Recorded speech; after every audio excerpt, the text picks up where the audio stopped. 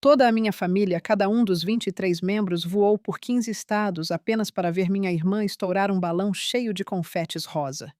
Voos fretados, roupas coordenadas, um resort de luxo de R$ 200.000 na beira-mar em Ilhabela, São Paulo. Um mês depois, nenhum único deles dirigiu por 2 horas para comparecer ao meu casamento. É exaustivo demais, disseram. Minha mãe disse: acabamos de viajar. Meu pai acrescentou: talvez na próxima. Minha irmã mandou uma mensagem 34 dias depois. Meu telefone explodiu com 215 chamadas perdidas, mensagens e áudios de cada um deles. Eles tinham acabado de descobrir quem meu marido realmente era. E de repente, 2 horas não pareciam mais tão longe. Meu nome é Rebeca Diniz. Tenho 31 anos e esta é a história de como perdi minha família. Percebi que nunca tive uma de verdade. Deixe-me contar o que realmente aconteceu em um sábado de março, o dia em que finalmente entendi algo que ignorei a vida inteira. Eu estava fazendo um teste para um papel em uma família que nunca iria me escolher. A família Diniz vivia em Petrópolis, Rio de Janeiro, em uma casa colonial de 5 quartos com uma varanda envolvente que minha mãe pintava toda primavera. Sempre tinta premium. Sempre marcas de design, porque Elaine Diniz não acreditava em acabamentos baratos. Nossa mesa de jantar acomodava 8 pessoas, linho importado, taças de cristal, tudo perfeitamente arranjado. E todo domingo à noite havia uma ordem de assentos que ninguém discutia, mas todos seguiam. Minha mãe sentava na cabeceira.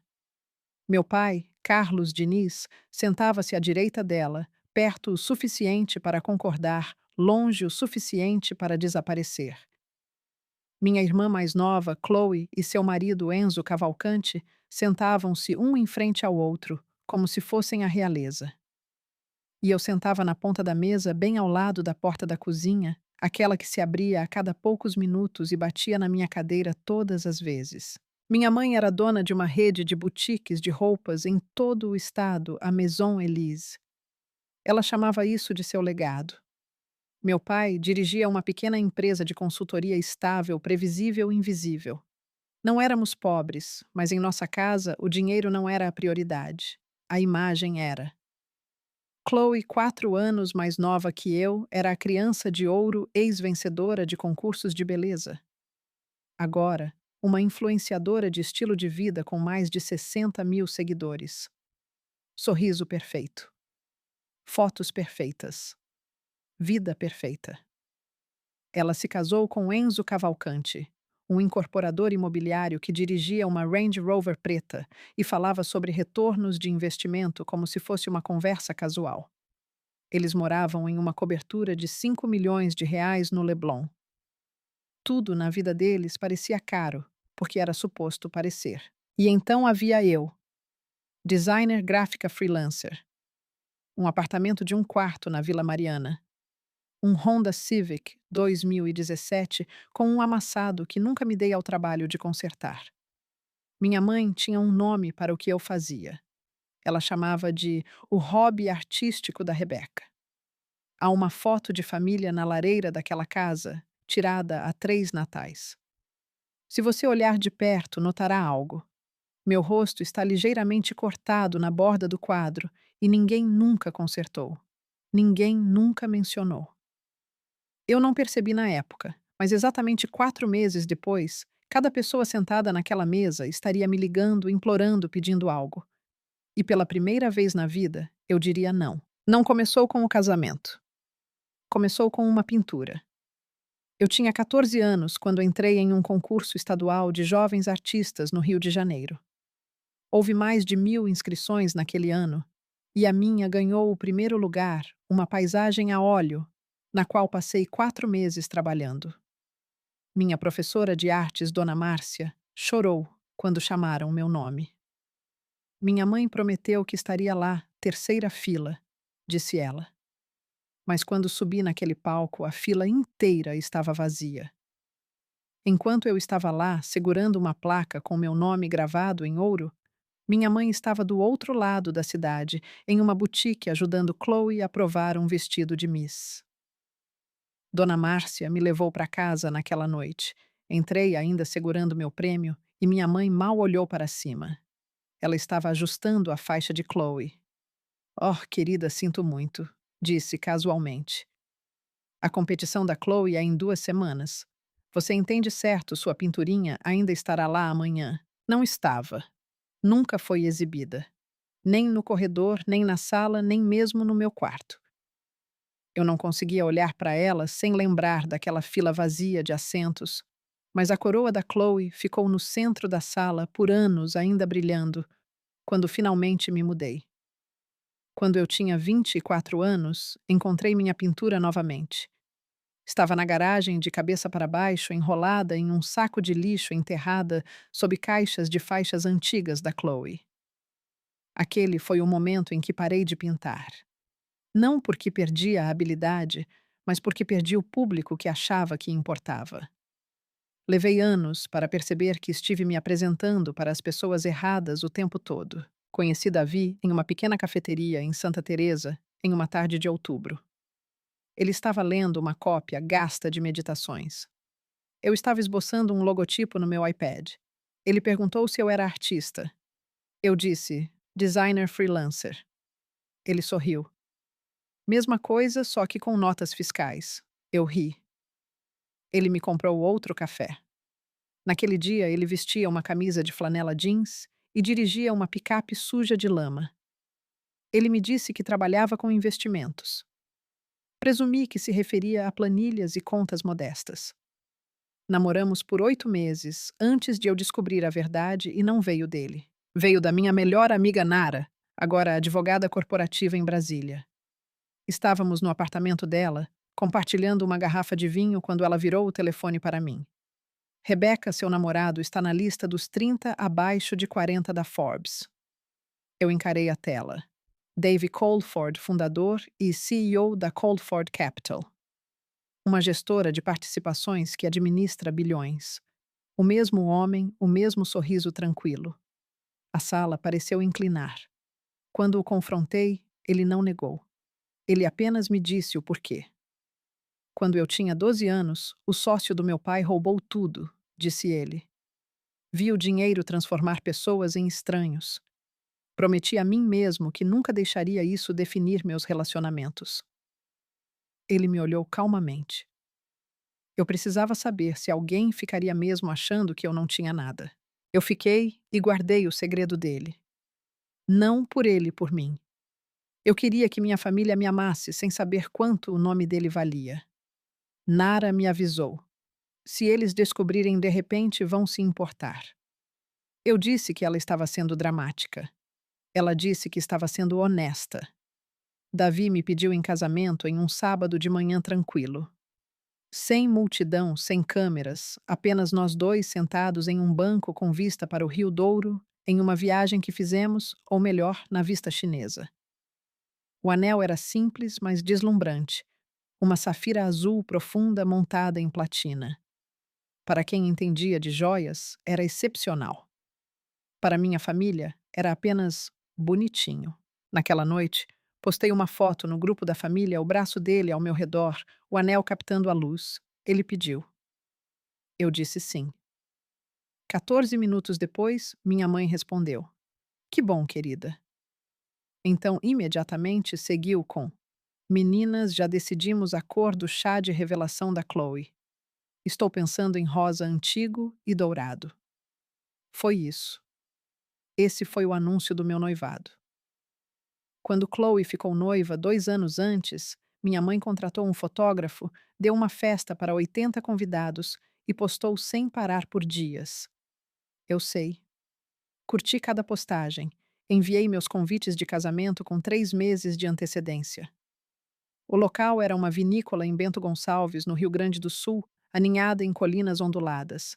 Escolhi porque as glicínias estariam em plena floração no início da primavera, caindo sobre o arco da cerimônia, como algo saído de uma pintura, e porque era perto o suficiente se eles quisessem se esforçar. 6 semanas se passaram. Nem um único RSVP voltou. Então comecei a ligar. Meu pai atendeu na terceira tentativa.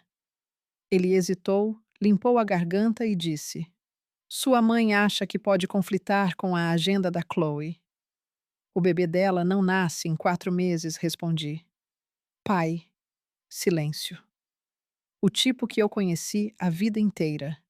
Eu deveria ter entendido ali mesmo, mas a esperança tem um jeito de te cegar o suficiente para continuar acreditando. O chá de revelação da Chloe aconteceu em um resort de luxo em Porto de Galinhas. Houve um organizador de eventos, uma instalação de balões, que provavelmente custou mais que meu aluguel. Uma banda de jazz ao vivo, até imagens de drone capturando o momento em que confetes rosa explodiram sobre o oceano. Minha mãe pagou por tudo.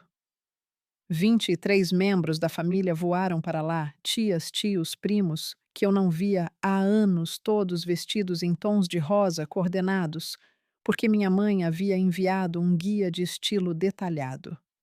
Eu fui também. Paguei meu próprio voo, meu próprio hotel. Sentei em uma mesa nos fundos perto da cozinha, o mesmo lugar que sempre tive, apenas com melhor iluminação. Davi foi comigo. Polo simples, calça bege quieto como sempre. Ninguém perguntou nada a ele, exceto Enzo. Durante a sobremesa, ele se inclinou e disse: Então, o que você faz em investimentos? Davi respondeu.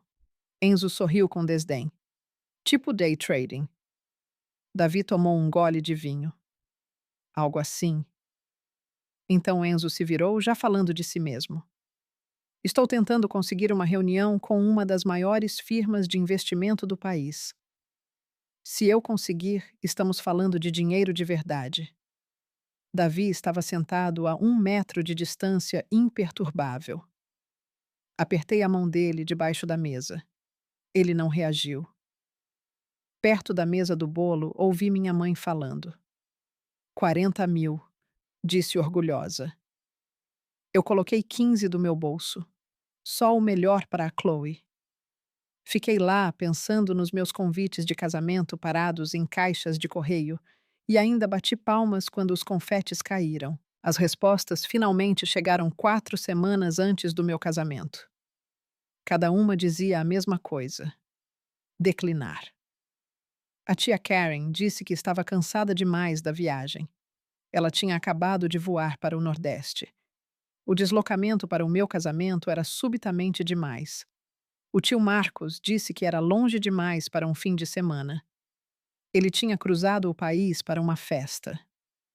Chloe disse que não podia viajar por causa da gravidez. Ela estava no 5º mês, o mesmo 5º mês, em que dançou a noite toda de salto alto em seu próprio evento. Meu pai mandou uma mensagem: Vou tentar. Ele não tentou. Ele nunca veio. 10 dias antes do casamento, minha mãe ligou. Eu gravei. Nara me disse meses antes: Comece a documentar tudo. Eu não a questionei. Querida, disse minha mãe gentilmente, é apenas uma pequena cerimônia. Certo? Não como o evento da Chloe. Aquilo foi algo especial. Não leve para o lado pessoal. Encarei meu convite na mesa. Papel creme letras douradas, 15 de março, o dia que deveria importar. 23 convites, 23 rejeições. E minha mãe ainda tinha a audácia de chamar meu casamento de insignificante. Eu não chorei não naquela noite. Abri meu laptop, tirei print de cada mensagem, cada desculpa, cada RSVP, salvei todos em uma pasta. Nara disse: documente tudo. Não por vingança, por clareza. Na época eu não entendi totalmente o que ela queria dizer. Eu entenderia logo. A manhã do meu casamento chegou silenciosa. A vinícola se estendia por colinas verdes. O arco da cerimônia estava coberto de flores suaves, roxas e brancas. Parecia algo que eu teria pintado anos atrás, quando ainda acreditava que momentos assim seriam compartilhados. 60 cadeiras brancas foram colocadas 30 do lado do Davi, 30 do meu. Às 15h15, cada assento do lado dele estava ocupado.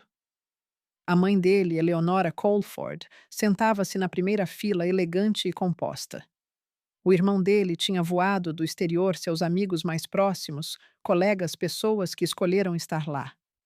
30 cadeiras, 30 pessoas. Do meu lado havia 6.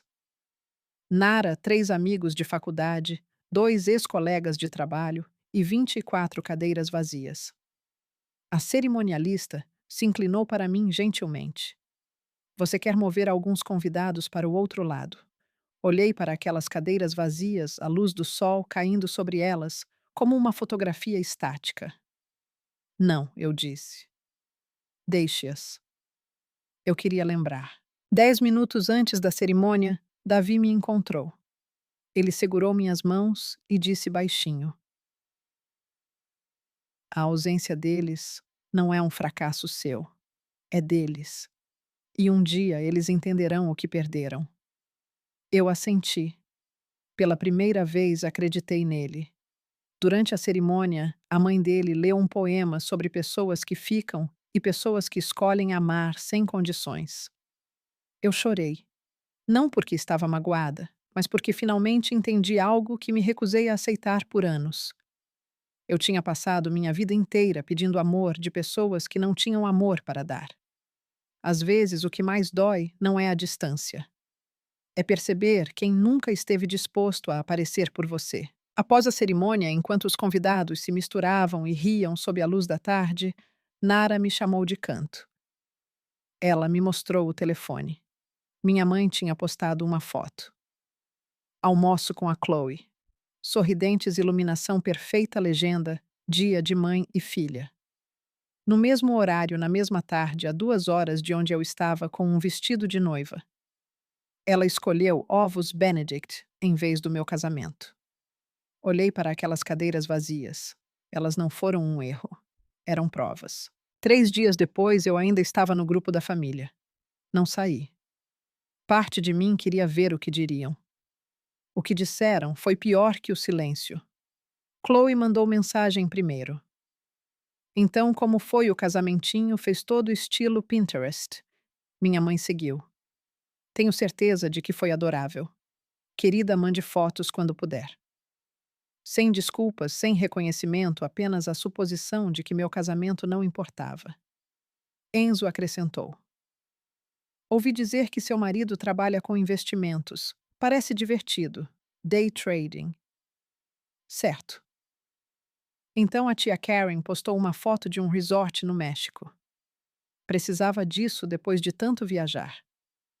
Ela tinha acabado de me dizer que estava exausta demais para ir ao meu casamento. Li cada mensagem, não respondi a uma única. Apenas tirei prints lenta e cuidadosamente, como quem coleta evidências. Naquela noite, Nara ligou. Rebeca, você está bem? Eu estava sentada no sofá laptop, aberto, mensagens brilhando na tela. Davi estava na cozinha me dando espaço. Cansei de ter esperança, disse baixinho. E cansei de ficar calada. Criei uma pasta, chamei de recibos. Subi tudo. Os cartões de RSVP, os textos, as desculpas, a gravação da ligação da minha mãe, até uma lista comparativa de quem voou para Porto de Galinhas e quem se recusou a dirigir 2 horas por mim. Nara me disse para documentar tudo por clareza. Agora eu entendi. Clareza não é luz, é peso. E pela primeira vez eu o estava segurando. Então tudo ficou em silêncio. Por 34 dias, nada. E depois disso tudo mudou. 2 semanas após o meu casamento, tudo começou a desmoronar. Não ruidosamente, não de uma vez, mas em rachaduras silenciosas e constantes que ninguém mais podia ignorar. A empresa imobiliária do Enzo, aquela que ele orgulhosamente chamava de seu império, começou a colapsar sob o próprio peso. Seu projeto de condomínios de luxo no litoral era para ser seu sucesso definitivo. 42 unidades, piscina no telhado, brochuras brilhantes, promessas de um estilo de vida que ele mal conseguia sustentar. No papel parecia perfeito. Na realidade, já estava desmoronando. A empreiteira saiu depois que Enzo atrasou múltiplos pagamentos. Sem a construção avançando, os atrasos geraram multas. Então o banco interveio. 60 dias. Isso era tudo o que ele tinha.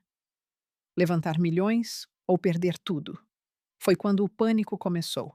Ele começou a ligar para investidores. 12 firmas em 2 semanas. 11 disseram não. Cada rejeição vinha com as mesmas preocupações. Valores de ativos inflados, falta de documentação despesas, que não batiam com registros verificáveis, centenas de milhares de reais, que simplesmente não podiam ser explicados. Havia apenas uma opção restante. Colford Capital, a empresa do Davi. A última porta ainda aberta. Se eu não conseguir este negócio, perdemos tudo, disse Enzo para Chloe uma noite. A casa, os carros, tudo. Pela primeira vez, a confiança que eu sempre vira nele tinha sumido. Ao mesmo tempo, o negócio da minha mãe estava afundando silenciosamente. 2 de suas boutiques tinham perdido quase metade da receita. Aumentos de aluguel estavam vencendo. Fornecedores esperavam para ser pagos. Salários de funcionários estavam sendo atrasados. Ela precisava de pelo menos R$ 200.000 apenas para sobreviver aos próximos meses. Ela não tinha. E não tinha ninguém disposto a ajudar. Meu pai não estava melhor. Sua consultoria tinha acabado de perder seu maior cliente. Uma perda da qual ele não conseguia se recuperar facilmente. Ele ainda não sabia que o cliente tinha conexões ligadas à rede do Davi.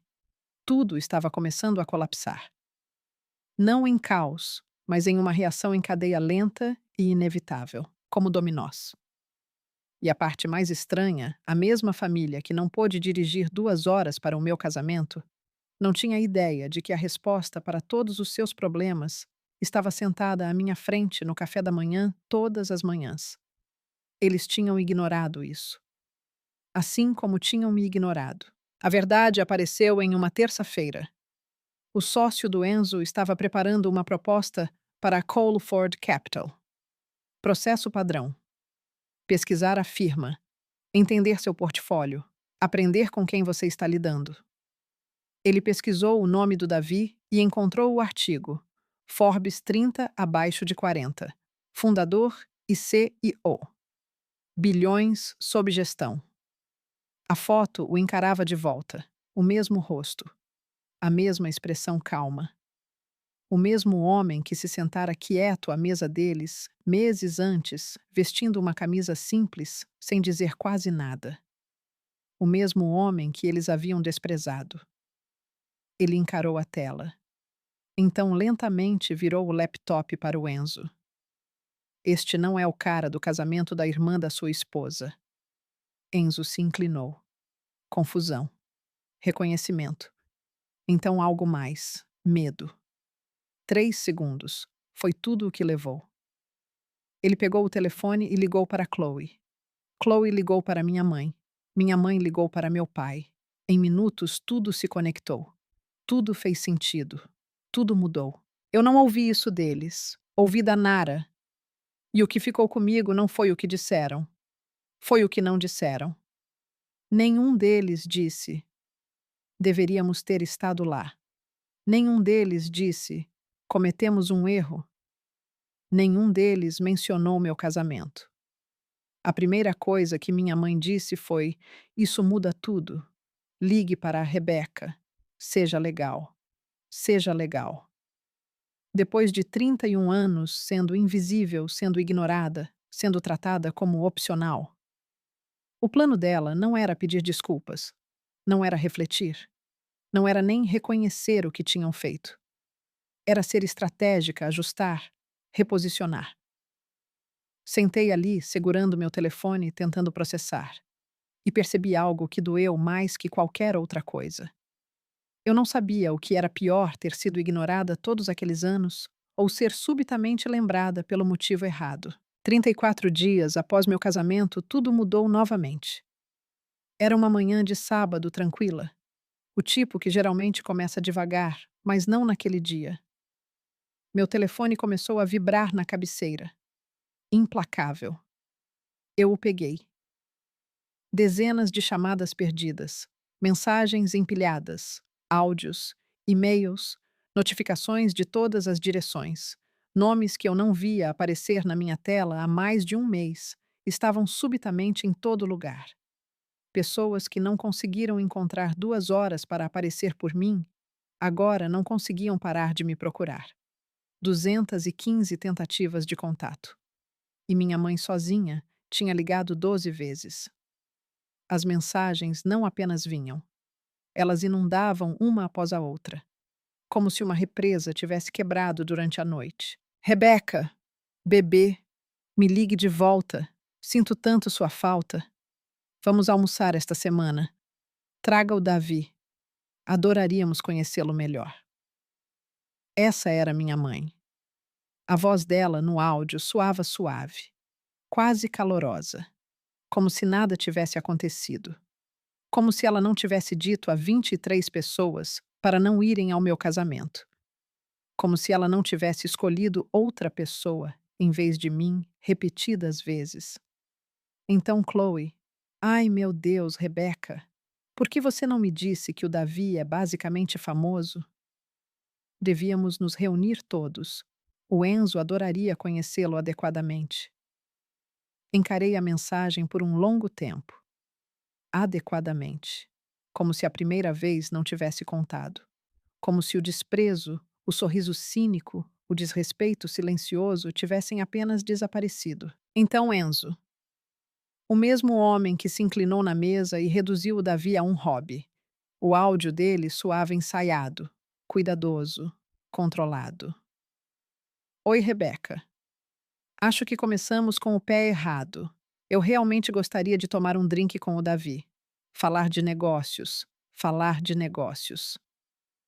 Era disso que se tratava agora. Não família. Não conexão. Não eu. Negócios. De repente todo mundo tinha tempo. A tia Karen, que estava exausta demais para comparecer ao meu casamento agora, perguntava quando podia vir visitar. A tia Raquel, recém-chegada de umas férias, para as quais de algum modo encontrou energia, disse que estivera pensando em mim. Pensando em mim. As palavras quase me fizeram rir. Meu pai mandou uma mensagem. Apenas uma. Sinto muito. Eu deveria ter estado lá. Ele foi o único que mencionou o meu casamento. O único que o reconheceu. Mas até aquela mensagem não parecia certa. Veio tarde demais. Veio no exato momento em que perceberam quem era o Davi. Não parecia arrependimento. Parecia oportunidade, como se alguém tivesse finalmente percebido que perdeu algo valioso. Davi sentou-se ao meu lado enquanto eu rolava por tudo. Ele não interrompeu, não aconselhou, não tentou me influenciar.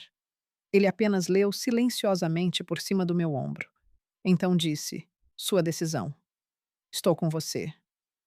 Foi isso. Sem pressão, sem expectativa. Apenas presença. Virei meu telefone para baixo. 2 horas tinham sido longe demais para eles. Agora, de repente, a distância não existia mais. Eu não respondia a uma única mensagem. Nenhuma. 3 dias depois, a campainha tocou. Eu não esperava ninguém. Abri a porta e lá estava ela. Minha mãe. Impecável como sempre. Cabelo no lugar. Maquiagem perfeita. Roupas escolhidas a dedo, segurando uma cesta de café da manhã como se significasse algo. Rebeca, disse ela, dando um passo à frente e me abraçando. Senti tanto sua falta. Eu não retribuí o abraço. Ela não pareceu notar. Ou talvez escolheu não notar. Ela entrou no meu apartamento sem pedir, como se ainda pertencesse ali, como se nunca tivesse saído. Seus olhos se moviam rapidamente escaneando tudo, os móveis, a mesa, os detalhes, avaliando. Então seu olhar pousou na pintura acima do sofá. Ela pausou por meio segundo, depois seguiu em frente. Ela não a reconheceu. Não sabia o que era. Não sabia seu valor. E de algum modo isso pareceu exatamente certo. Ela colocou a cesta no balcão, virou-se para mim e foi direto ao ponto. Então o Davi trabalha com finanças, disse ela. Enzo diz que ele é muito bem-sucedido. Devíamos jantar todos juntos, como uma família. Olhei para ela. Olhei de verdade. Como uma família. Ela sorriu. Suave e praticada. Claro, a mesma família que não veio ao meu casamento. Sua expressão mal mudou. Oh, querida, disse levemente. Não remoa isso. Estavam todos ocupados. Ocupados. Aquela palavra de novo. Ela balançou a mão, como quem limpa migalhas de uma mesa. Agora me conte sobre o Davi. O que exatamente ele faz? Aquele foi o momento. Claro, afiado, inegável. Dei um passo à frente. Você não veio aqui porque sente minha falta. O sorriso dela apertou, apenas ligeiramente. Você veio porque eu pesquisou na internet. Por um segundo. Apenas um segundo. A máscara caiu. Eu vi. A irritação. O cálculo. A verdade. Isso não é justo, Rebeca, disse ela. Eu sou sua mãe. Então haja como uma. As palavras saíram firmes, não altas, não emocionais, apenas finais. Caminhei até a porta e a abri. Ela ficou lá por um momento, congelada, como se não tivesse esperado resistência, como se não fosse assim que o roteiro deveria seguir. Então, lentamente pegou a cesta, virou-se e saiu. Observei pela janela enquanto ela caminhava até o carro. E lá no banco do passageiro estava Chloe. Elas tinham vindo juntas. Claro que tinham. Isso não era uma visita, era um plano. Quando fingir não funcionou, mudaram de tática. Em 48 horas, tudo escalou. Cada telefone que eu tinha começou a tocar de novo. Chamadas, mensagens, áudios, números diferentes, números desconhecidos, implacável. Chloe ligou primeiro. O tom dela estava mais áspero agora. Frustrado, acusador. Rebeca, a mamãe está muito magoada, disse ela. Você está sendo egoísta. Ela só queria um jantar. É tão difícil. Egoísta? Aquela palavra bateu diferente desta vez. Não porque doeu, mas porque não doeu. Fiquei lá escutando, pensando em todos os anos em que me fiz menor, mais conveniente, mais aceitável, apenas para ser incluída. E agora, pela primeira vez, eu tinha dito não, e isso me tornava egoísta. Não respondi de imediato. Apenas deixei o silêncio se esticar, porque pela primeira vez na minha vida eu não estava tentando consertar. Eu não estava tentando explicar. Eu não estava tentando fazê-los entender. Eu estava apenas farta. A pressão não parou ali. Enzo enviou um e-mail, copiando a Chloe como se fosse uma reunião de negócios. Rebeca, acho que houve um mal-entendido. Eu adoraria discutir uma potencial parceria com o Davi. Isso poderia beneficiar a família inteira. A tia Karen me disse para não ser difícil. Meu pai mandou mensagem. Apenas venha jantar. Isso vai passar. E a tia Raquel postou online.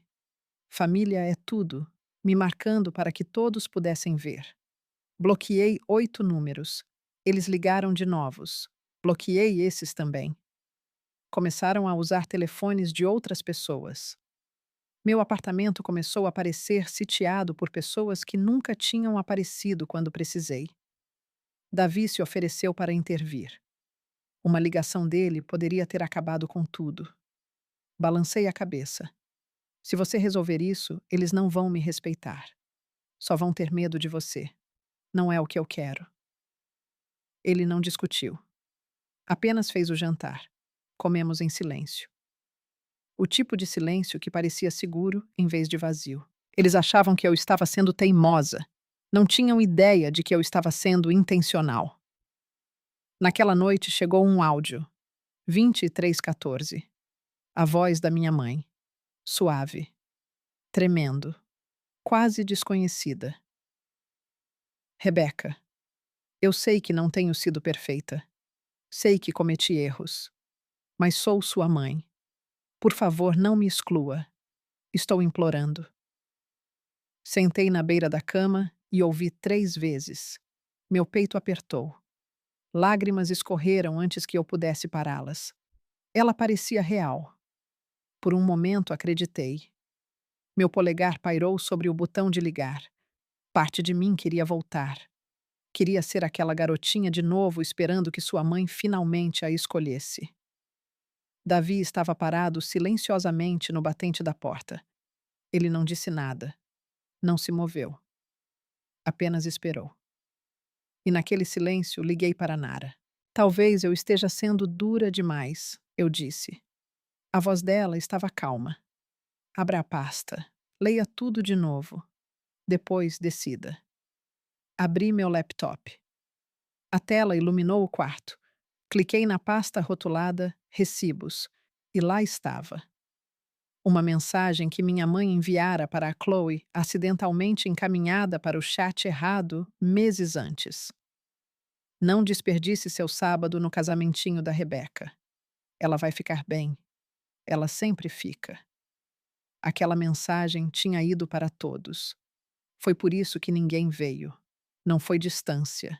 Não foi agenda. Foi decisão dela. Fechei o laptop lentamente. Sequei o rosto. E lembrei da última vez que a ouvi chorar. Não foi por mim. Foi quando ela precisava de algo. Foi quando finalmente ficou claro. Aquelas lágrimas não eram sobre amor. Eram sobre controle. No sábado seguinte, sentei à mesa da cozinha. Davi à minha esquerda. Nara à minha direita. Café esfriando à nossa frente. Um caderno aberto. Não estou tentando destruí-los, disse baixinho. Mas cansei de fingir que está tudo bem. Olhei para cima. Se eles querem acesso ao Davi, passam pelo mesmo processo que qualquer outra pessoa. Sem exceções, sem atalhos, sem privilégios familiares. Davi inclinou-se para trás ligeiramente. Ele me olhou com aquela mesma expressão calma e firme de sempre. Você deve saber, disse ele. Enzo submeteu uma proposta para a Colford Capital há 2 semanas. Minha equipe já revisou. Franzi a testa ligeiramente. E. E há problemas. 3 grandes. O tom dele mudou para algo mais preciso, quase clínico. Ele inflou os ativos em cerca de 30%. O projeto carece de uma garantia de seguro obrigatória. E há mais de R$ 300.000 em despesas operacionais sem documentação, sem recibos, sem rastro. Apenas números escritos e esperados para serem acreditados. Davi inclinou-se ainda mais. Minha equipe ia rejeitar de qualquer maneira. O negócio não faz sentido. Nara olhou para mim. Então isso desmorona por conta própria. Davi assentiu. Exatamente. Isso não tem nada a ver com você. É apenas um mau negócio. Sentei ali, em silêncio, deixando aquilo assentar. Pela primeira vez eu não precisava discutir. Não precisava me defender. Não precisava consertar nada. Tudo o que eu tinha que fazer era recuar. Parar de explicar. Parar de suavizar as coisas. Parar de ser a ponte invisível entre os problemas deles e as soluções. Isso sozinho seria o suficiente. Mas eu sabia que algo mais estava por vir. 3 semanas depois, Davi estava programado para receber um prêmio em um grande baile de caridade. 400 convidados. Traje de gala. O tipo de evento onde a influência se movia silenciosamente através de conversas e apertos de mão. E eu conhecia minha família.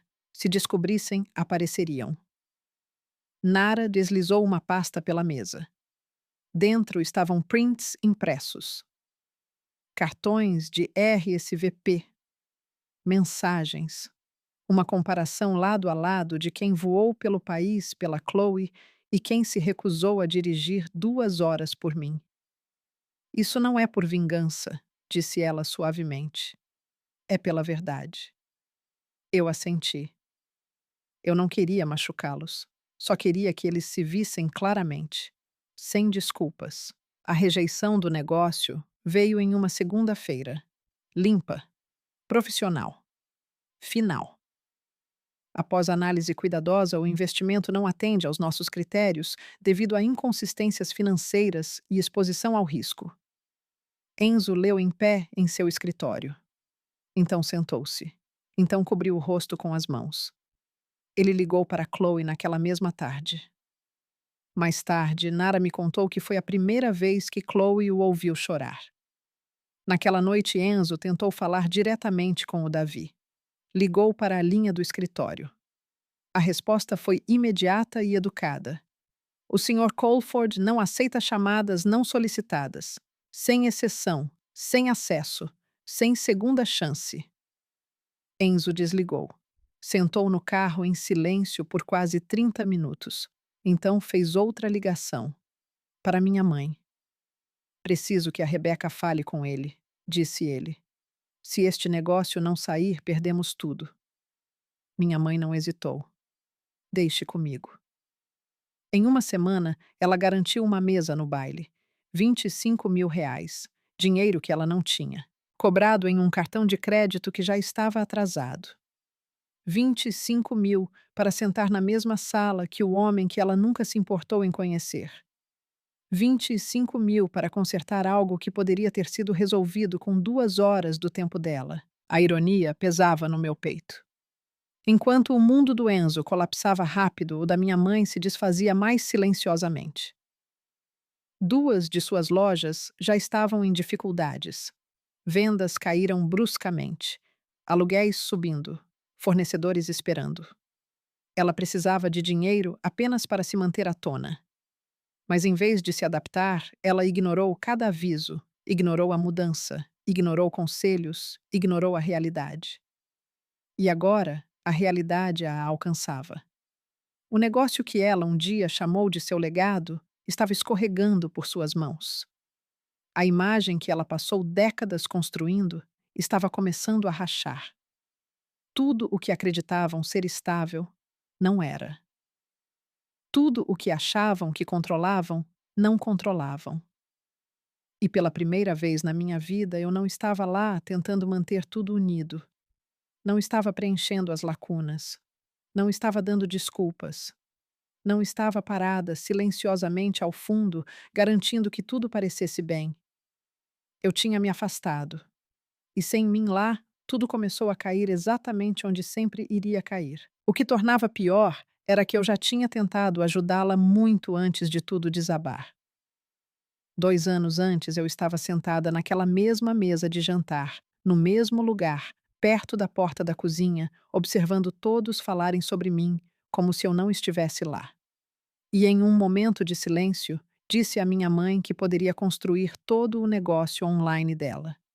Um site de e-commerce, completo renovação de marca e integração de redes sociais, tudo o que ela precisava para trazer suas boutiques para o mundo moderno. Ofereci fazer de graça. Um presente. Ela sorriu para mim do jeito que adultos sorriem para crianças que dizem algo irrealista.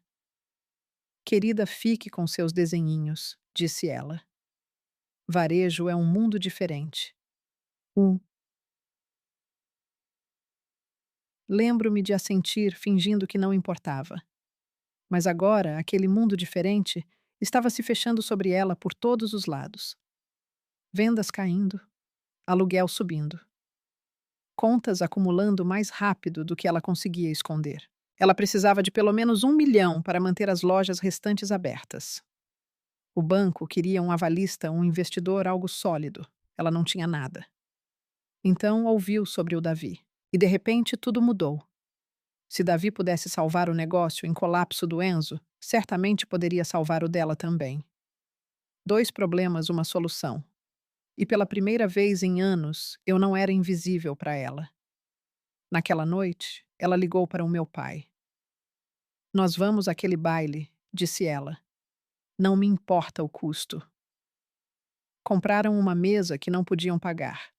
25.000 no cartão estourado. O dia seguinte, a mãe do Davi me ligou.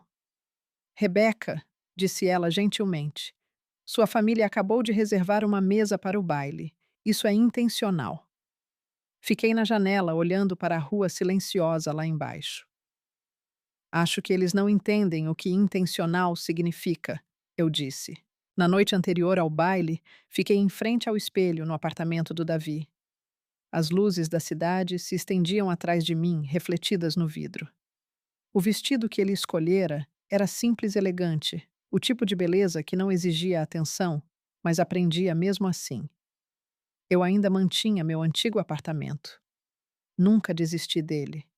Não queria esquecer quem eu era antes de tudo mudar. Olhei para o meu reflexo. 31 anos composta estável de pé em um lugar que eu construí para mim mesma. E ainda assim, tudo o que eu via era uma menina de 14 anos, parada em um palco segurando um prêmio, olhando para uma fila vazia de assentos onde sua família deveria estar. Aquela versão de mim esperou, torceu, acreditou e foi para casa sozinha. Davi parou atrás de mim. Sua presença era calma e aterradora. Você não precisa dizer nada amanhã, disse baixinho. Apenas estar lá é o suficiente. Encontrei os olhos dele no espelho e balancei a cabeça. Eles precisam ouvir. Não por vingança, não por encerramento, mas por aquela menina a que continuou aparecendo mesmo quando ninguém aparecia por ela. Às 21 horas daquela noite, Nara entrou com uma pasta fina. Colocou-a gentilmente no balcão. Para garantir, disse ela. Abri. Dentro estavam os prints, os cartões de R, SVP, as mensagens às provas. Algumas folhas de papel. Era só isso. Mas cada página carregava anos de ser ignorada, desprezada, substituída.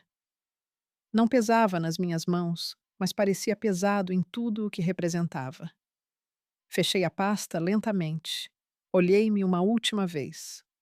Pela maior parte da minha vida, eu me fiz menor mais quieta, mais fácil de ignorar. Ajustei meus ombros. Amanhã eu não faria. O baile foi realizado em um grande salão no Copacabana Palace. O tipo de lugar projetado para impressionar antes mesmo de uma única palavra ser dita. Colunas altas, tetos elevados, iluminação suave que fazia tudo parecer polido e importante. Centenas de convidados enchiam a sala. Ternos pretos vestidos de noite, conversas em camadas de influência e poder. Tudo parecia elevado, controlado, intencional. E em algum lugar naquela sala, minha família estaria esperando. Não por mim, mas pelo que eu havia me tornado conectada. E pela primeira vez na minha vida, eu estava pronta para deixá-los ver exatamente o que tinham escolhido ignorar. A sala já estava viva, com energia, antes mesmo dos discursos começarem. Conversas se sobrepunham. Taças tilintavam. O poder se movia silenciosamente de mesa em mesa. Davi e eu chegamos juntos. Ele vestia um smoking preto, sob medida calmo como sempre. Eu segurava uma pequena bolsa de mão com algumas páginas dobradas dentro. Assim que entramos, as pessoas imediatamente o reconheceram. C e O investidores políticos. Apertaram sua mão, cumprimentaram-no calorosamente e deram os parabéns. Então se viraram para mim. Você deve ser a Rebeca, disse uma mulher com um sorriso. Davi fala de você o tempo todo. Sorri de volta, educada, composta. Então eu os vi. Do outro lado da sala, perto do fundo, em uma mesa empurrada ligeiramente para o lado, minha família. Minha mãe, em um vestido vermelho brilhante que tentava demais impressionar. Chloe sentada rigidamente, uma mão na bolsa.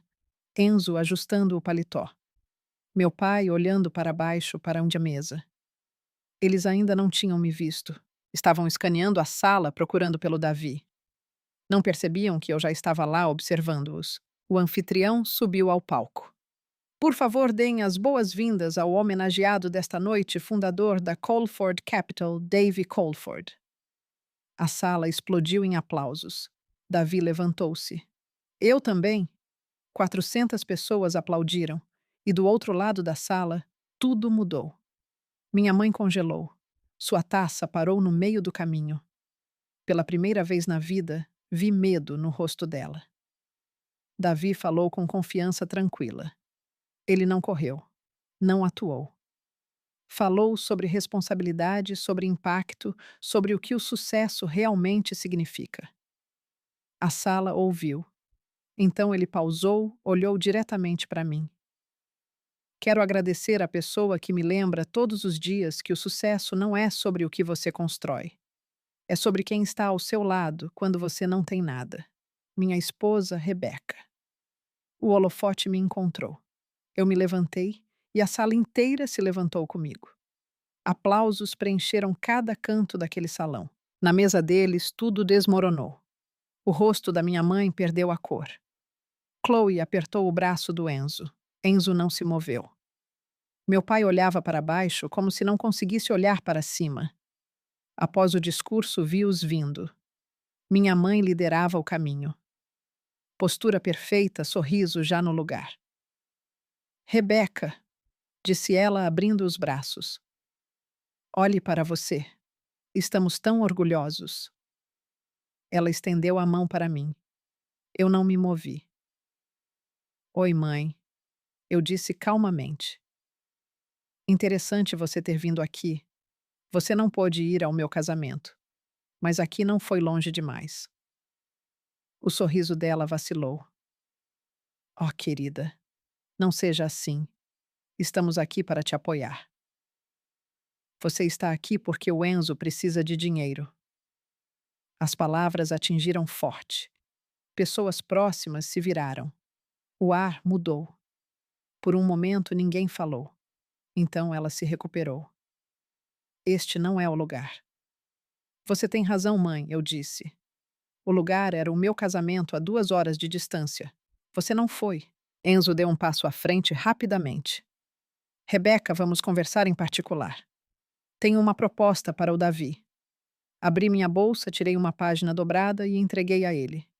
Isto é o que você disse sobre o meu casamento. Ele hesitou, depois pegou. Sua expressão mudou ao ler. Isso foi tirado de contexto. Não respondi. Tirei outra página. E isto é o que a mamãe mandou para todos dizendo para não virem. Li em voz alta. Não desperdice seu sábado no casamentinho da Rebeca. Ela vai ficar bem. Ela sempre fica. O rosto da minha mãe ficou paralisado. Chloe começou a chorar. Rebeca, você está fazendo uma cena, sussurrou ela. Olhei para ela. Não. Você fez uma cena. Custou R$ 200.000 e todo mundo apareceu. Eu pedi 2 horas. Ganhei nada. Mais pessoas haviam se reunido agora. Ninguém interrompeu. Ninguém os defendeu. Apenas ouviram. Dobrei as páginas, coloquei-as de volta na bolsa e fechei.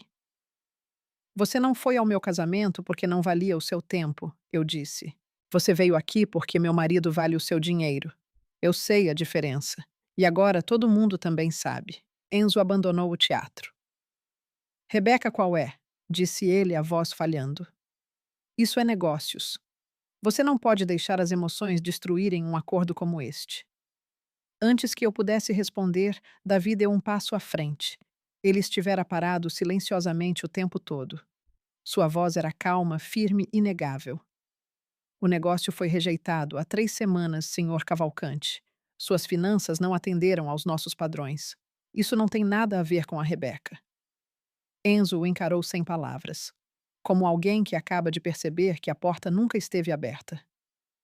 Minha mãe tentou uma última vez. Alcançou minha mão. Rebeca, eu sou sua mãe. Você não pode fazer isso com sua família. Puxei gentilmente minha mão.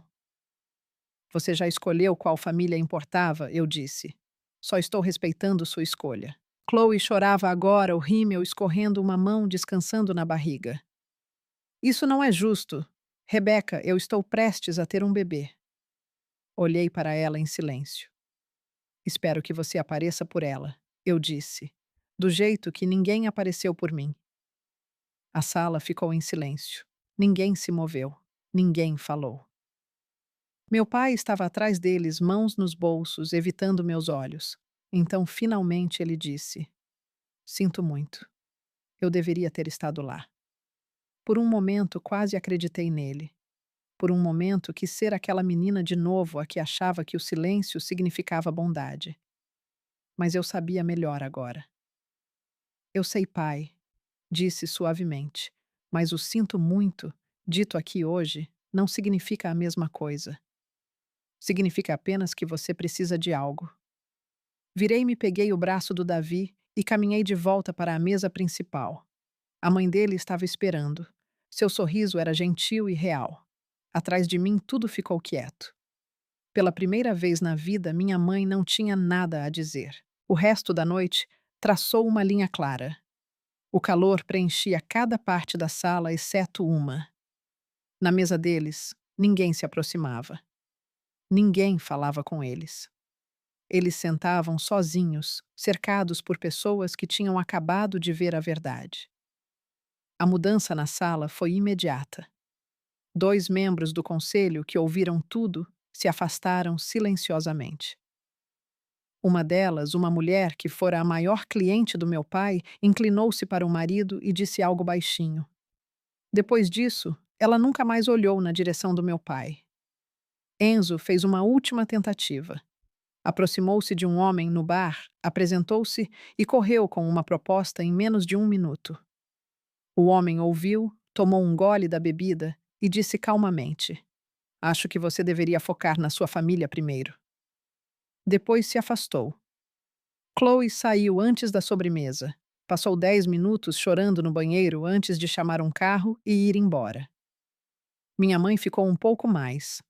Bebeu rápido, rápido demais, e eventualmente meu pai teve que guiá-la para fora da sala. O rosto dele parecia vazio, como se algo tivesse finalmente quebrado por dentro. Na nossa mesa, tudo parecia diferente. Davi me apresentou à diretora de uma fundação. Ela precisava de uma designer para um grande projeto branding, campanhas digitais. Conversamos por quase 1 hora. Ela gostou do meu trabalho. Gostou das minhas ideias. Nunca mencionou o Davi. Pela primeira vez, fui vista por quem eu era. A mãe do Davi apertou minha mão gentilmente. Você lidou com isso com mais graça do que eles mereciam, disse ela. Não respondi. Não precisei. 1 semana depois, um artigo foi publicado. Não foi sobre a confrontação. Foi sobre nós, sobre o trabalho do Davi, sobre a fundação, sobre mim. Chamaram-nos de uma parceria construída sobre valores, não aparências. Minha família leu cada palavra. Eu soube porque Nara me contou que compartilharam no grupo. O mesmo grupo que eu já tinha deixado. Então tudo começou a colapsar. O banco seguiu em frente. Enzo falhou em conseguir financiamento. O projeto foi tirado dele. Tudo o que ele investira se foi. Sua empresa fechou. A cobertura foi a leilão. E num piscar de olhos, a vida que tinham construído começou a desaparecer. Chloe voltou para ir à casa dos meus pais. Então outra verdade surgiu. Durante a auditoria financeira, dinheiro desaparecido foi descoberto. Centenas de milhares de reais. Sem registros, sem explicação. Mas havia padrões. Estadias em hotéis, contas de restaurantes, um apartamento separado. Enzo estava tendo um caso há meses. Durante a gravidez, durante as celebrações, durante tudo. Ela me ligou às 2 da manhã. A voz dela estava diferente. Sem confiança, sem atuação. Apenas real. Rebeca, eu não sabia. Sinto muito. Não sobre o Davi. Sobre tudo. Sobre você. Ouvi. Não interrompi. Não a confrontei, nem a consolei. Vou pensar a respeito. Eu disse. Mas não hoje. Encerrei a chamada. Davi estava acordado. Acordado ao meu lado, olhando para o teto. Aquela foi a primeira coisa honesta que Chloe me dissera em anos. Mas honestidade, uma vez, não desfaz uma vida inteira. O negócio da minha mãe seguiu logo depois. 2 lojas fecharam em semanas. Prateleiras vazias, janelas escuras, placas de aluga-se substituíram as vitrines. 3 locais restavam, mas mal se aguentavam. Pela primeira vez em suas vidas, nada funcionava como esperavam. E pela primeira vez na minha, eu não estava lá para consertar. As consequências não terminaram naquela noite. Espalharam-se silenciosamente no círculo social dos meus pais. Reputação era tudo. E a notícia correu rápido. Alguém que estivera no baile contou para outro, depois para outro. Logo todos sabiam.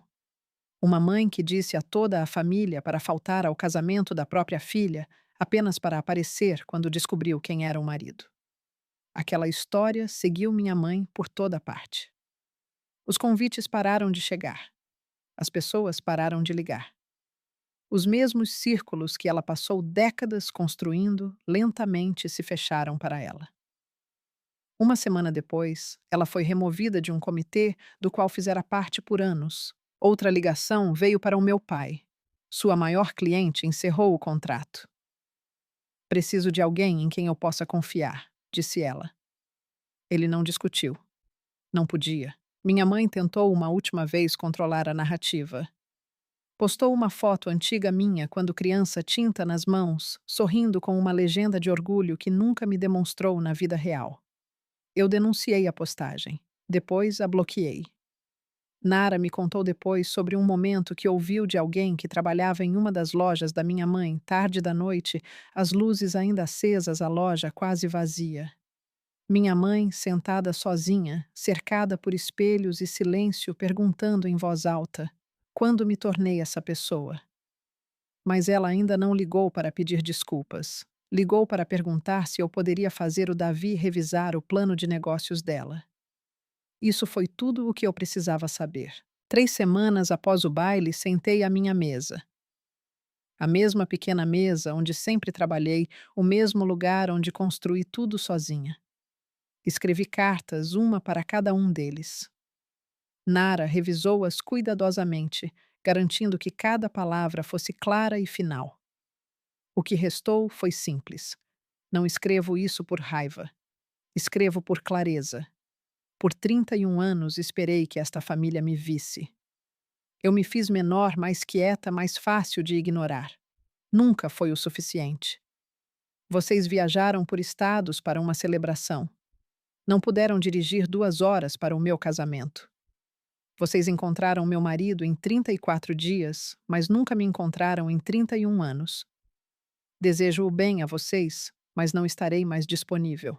Nem para jantares, nem para feriados, nem para negócios. Isso não é punição, isso é paz. Não preciso que entendam. Só preciso que parem de bater em uma porta que eu finalmente fechei. Enviei cada carta registradas, confirmadas e entregues. Então mudei meu número, bloqueei cada conta, cortei cada linha de acesso. Nara tornou-se o único caminho para me alcançarem, e apenas em emergências. Naquela noite fiquei na varanda com o Davi. A cidade se estendia abaixo de nós, quieta e firme. Encostei-me nele e respirei fundo. E pela primeira vez na vida, eu não estava esperando ninguém me escolher. A vida não pareceu vazia depois disso. Pareceu silenciosa, de um jeito que eu nunca tinha experimentado. 6 meses se passaram e tudo se assentou. A falência do Enzo foi finalizada. Sua licença foi revogada. Sua empresa não existia mais. Chloe pediu o divórcio logo depois. Não havia nada para dividir, nenhum ativo, sobrando nenhuma ilusão também. Ela deu à luz uma menina em julho. Chamou-a de Esperança. Mudou-se de volta para uma casa da minha mãe e começou a trabalhar em um emprego de meio período, seu primeiro contra-cheque real em anos. Ela não me ligou. Respeitou o limite. Mas em outubro, Nara me entregou um cartão de aniversário. Dentro, Chloe escrevera: eu entendo agora. Espero que um dia você me deixe tentar de novo, sem pressão. Li uma vez depois, coloquei de lado. Minha mãe perdeu outra loja naquele outono. Apenas 2 restavam, ambas lutando. Ela vendeu coisas que um dia valorizou mais que pessoas. Sua vida social desvaneceu com suas finanças. O mundo que ela construiu nunca fora tão sólido quanto acreditava. Meu pai perdeu mais clientes, reduziu tudo. Ele me enviou uma carta. Não pedia ajuda, apenas perguntava se poderíamos conversar. Não respondi, mas não a joguei fora também. Quanto a mim, tudo mudou. Assinei um grande contrato com a Fundação, o maior projeto da minha carreira, e conquistei por mérito próprio, não por causa do Davi, por causa de mim. Mudamos para uma casa fora da cidade, silenciosa, aberta, pacífica. Davi manteve suas rotinas simples e eu construí um estúdio cheio de luz acima da lareira.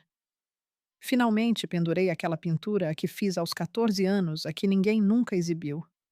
Levou 17 anos, não porque a esqueci, mas porque finalmente encontrei um lugar digno dela. Em novembro, outro cartão chegou escrito à mão simples da Chloe. Chamei-a de esperança porque quero ser diferente. Não espero perdão. Só quero que saiba que estou tentando. Dentro havia uma foto pequena, um bebê com olhos arregalados e feições suaves. No verso, uma frase: Ela tem os seus olhos. Encarei-a por um longo tempo, depois a coloquei gentilmente na minha mesa, não escondida, não abraçada, apenas ali. Um começo silencioso, ou talvez apenas uma possibilidade. Coloquei a foto na mesa ao lado do meu laptop e deixei-a lá. Não liguei, não respondi, mas não a escondi. Naquela noite, Davi notou. Ele a pegou, estudou o rostinho e sorriu suavemente. Ela é linda. É sim, eu disse. Só espero que a Chloe dê a ela o que nunca tivemos alguém que apareça. Depois que ele saiu da sala, sentei ali por um longo tempo pensando no que significa perdoar, sem reabrir a porta, sobre como limites não são muros, são portas. E desta vez, eu era quem segurava a chave. Chloe pode mudar. Talvez já estivesse mudando. Ou talvez não. Pessoas podem se abrir e ainda assim escolher se fechar novamente. E eu aprendi algo da maneira difícil. Você não pode construir sua vida no potencial de outra pessoa. Não fui embora porque parei de me importar. Fui embora porque finalmente comecei a me importar comigo mesma. Agora estou sentada na varanda contando isso a vocês. O ar está fresco. As árvores ficaram douradas. O mundo parece silencioso da melhor maneira.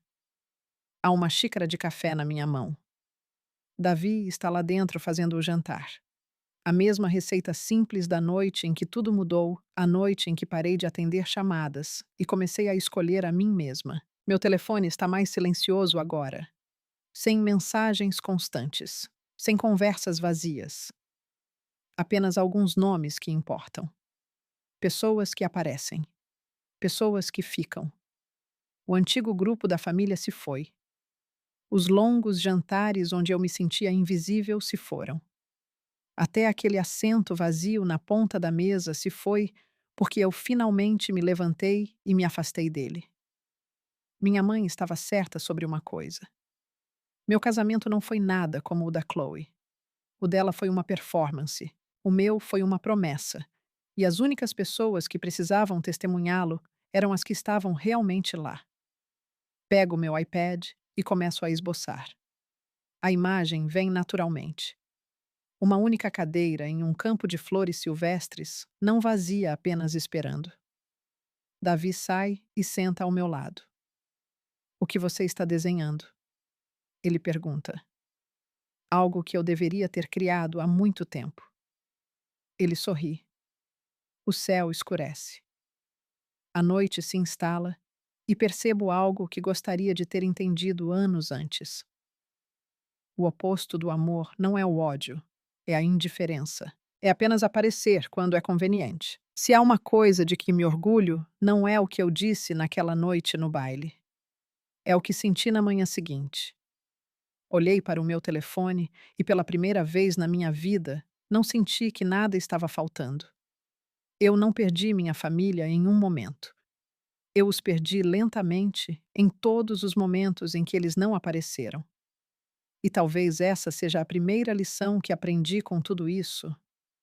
Amor não é o que as pessoas dizem, é o que elas fazem. É presença, é esforço, é escolher alguém mesmo quando é inconveniente. Por anos pensei que se tentasse mais, ficasse mais quieta, me fizesse mais fácil de amar, eles finalmente me veriam. Mas a verdade é que as pessoas certas não precisam que você encolha para ficar. Há um tipo silencioso de força em estabelecer limites. Nem sempre parece dramático. Às vezes parece silêncio como não responder, como fechar uma porta gentilmente em vez de batê-la. E essa força muda tudo. Porque uma vez que você para de buscar validação de pessoas que nunca a deram, você começa a ver seu próprio valor com mais clareza. Você começa a construir uma vida onde não é o pensamento tardio, não é a cadeira vazia, mas a pessoa que decide onde pertence.